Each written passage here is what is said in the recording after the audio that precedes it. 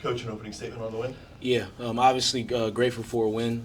It's obviously been a really tough stretch for us, a lot of close losses, 4 overtime games that we've lost in all of those. Just really proud of our team and their resolve. Those guys just standing tall, staying strapped in to who we are and what we do, and to continue fighting the way they have. I'm just really grateful for them. A lot of respect to PC. I think that's a really good team. A lot of respect to Q. I think he's one of the best coaches in this league. I voted him Coach of the Year last year. A lot of respect to them, and he has a really good team. He leads a really good program, and I really respect what he does over there. Just a lot of credit to our guys. The way that they played offensively, 23 assists. The way that we executed the game plan defensively. We held them to two makes from three, 2 of 10, only 10 attempts. They only had 7 assists. Just a great overall defensive game. And then offensively, man, I thought, having some guards back really rejuvenated our team. We were able to make some reads and some plays that we probably haven't been able to make in the last couple games, which allowed some other guys to get to numbers that they haven't been able to get to. But just a great overall team win. I'm really happy about that. You mentioned the 23 assists. Was that something you guys were keying on in practice this week, movement of the ball? It seemed like earlier in the season the ball flew around a lot more like it did tonight than it has recently. Was that a little bit more of the focus? I wouldn't say it's the focus. Our focus is always ball movement. It's been the focus since June, right? Like we always preach of we have a good team. Like we got to share this thing around. We got to move it around. Guys got to touch it. Guys touch that ball, man. It makes them want to play defense harder, right? So like that's always big for me. Is like, man, let's move this thing around. Let's touch it. Let's let guys shoot it. We got a lot of good players that can make plays and make shots. I just think that just buying into that, right? It's easy sometimes to want to isolate and like that's just basketball nowadays. But we don't really play that way. Like we get the matchup, then we try to expose the matchup through movement, through player movement and ball movement. So we always feel that the ball's gonna find the guys that aren't in the right spots or not playing, not the good defenders, and we just trust that the ball's gonna find them at some point. Jonah Pierce, you mentioned the Presbyterian coach and Coach Q, Coach Farrell, but Jonah Pierce, arguably one of the best players in the Big South, got his with 23 points, but it was a tough road for him defensively. What was the communication to your team before halftime during the game about him? Yeah, going into this, man, he's obviously the focal point of our scout. We got to put 2 on him.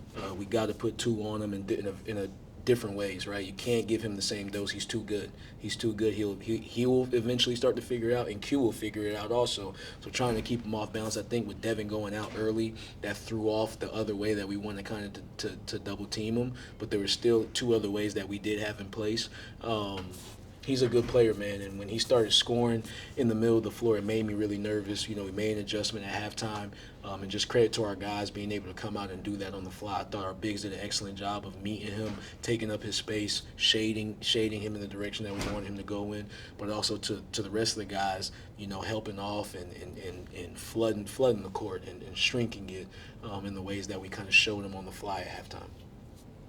Back to what's kind of been a message throughout this losing streak, and I know it's been tough. You're losing guys been hurt. You're starting to get bodies back a little bit, and then you're losing close games. What's kind of been the message throughout this whole thing to the guys in the locker room? Vision over circumstance. Your circumstances don't define you. How you go about it. We were in tough circumstances, losing 4 overtime games, and you lose 8 games, and you're winning in the second half in all of those games. Tough circumstances. Bodies go down. We played 1 game with our top 3 scorers, right? And we went to overtime, right? Like, we're in tough circumstances, but don't forget about the vision. The vision is to win a Big South championship, and to do that, you can't plummet. You can't tank. You can't say, hey, we'll do it when those guys get back. You have to work now, and now, like, hopefully we reap the benefits now, but at some point, if you keep working and keep doing the right things, as we start to come back together with this full group, we're going to get back to who we are. Like, people can think whatever they want, but like this was just a circumstance. And as we continue to get bodies back, we're going to get back to that team that a lot of teams are afraid to play. Speaking of guys stepping up, the man sitting next to you, Lase Olalere, with the Every Day is Game 7 chain after a career performance, a career high 13 points. Talk about your night, my friend. It really just felt natural. I just got the ball and just scored. It really started early defensively though. This technicals, there's a lot of energy that really like boosted up our energy as a team, and our defense really translated, led to easy buckets for us on offense. So. Yeah. You and your partner down on the low block, Reese Jones, had a couple of highlight reel dunks this evening. Is that something you have a friendly competition with each other about? Nah, he got it. Like he got more bounce than me, I would say. I'm like more of a little like finesse. Like I just like laying the ball up, honestly. But yeah, I mean I thought to be honest, I thought tonight I had the better dunk. That's what I was saying. Yeah, like you get. I'm not gonna like say it though. Well, you just did it. We going. I mean, yeah. I had the better dunk tonight. There you go. But I mean, over the course of the season, I think he's definitely had some nasty ones. Certainly. Yeah. All right, Coach. What does the future look like after the win? Obviously, savor it this evening and then turn the page for your team. Yeah, you know, Big South's a tough league. We have a tough Radford team that beat us in our gym about 2 weeks ago, and they're a good team. And we got to make sure that we travel well up there. We got to make sure that we have great walkthroughs. You can't practice, you know, with 1 day of prep, but we have to be prepared to play. We played a really bad game against them last time. Credit to them, they played well, but we played really bad. And I go into that game feeling good actually, because I know we can't play any worse.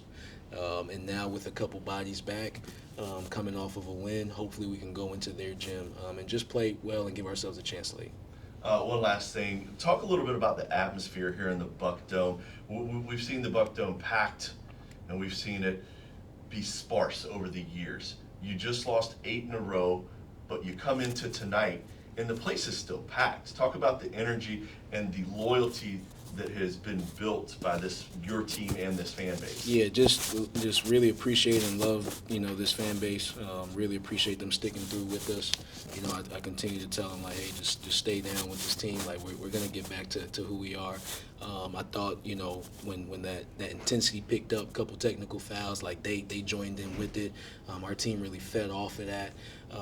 And then, you know, we had a couple highlight plays, couple dunks. I think that thing really started to get rocking. I think they helped propel us in the second half in that run that we had. So really appreciate them. You know, I always tell our players, man, you got to give them a reason to come back. You know, you got to give them a reason. We'll try to get them in here, but you got to give them a reason to come back, and I think our guys did that tonight. Last one for you, Coach. You talked about Lase a little bit in the locker room post-game when you gave him that Dig 7 chain. Just 1 or 2 words to describe Lase's performance tonight in your opinion. Yeah, he's a dog, man. He's a dog. Again, if you know, the people on the outside would have seen his summer, this wouldn't be a surprise to you. You know, he's in the gym every day. He loves basketball. He loves seeing himself get better. He loves seeing himself get strong. Like, his body's changed. He looks like a different guy. Like, if you saw him during his redshirt freshman year and saw him now, that is all because of him. We'll meet him, right? But that cat's going 100% of the way to become the best version of himself. I'm very appreciative to have him in this program. I love coaching him. I love everything about him. And as long as he has eligibility, I would love to have him play for me. The guys like that, those are my types of kids. And I go out and I try to find more of those, right? Jacob Taylor, right? Love that kid. But Lase Olalere is just like the poster child of what CSU basketball is. Cool. Appreciate it. Thank you, sir.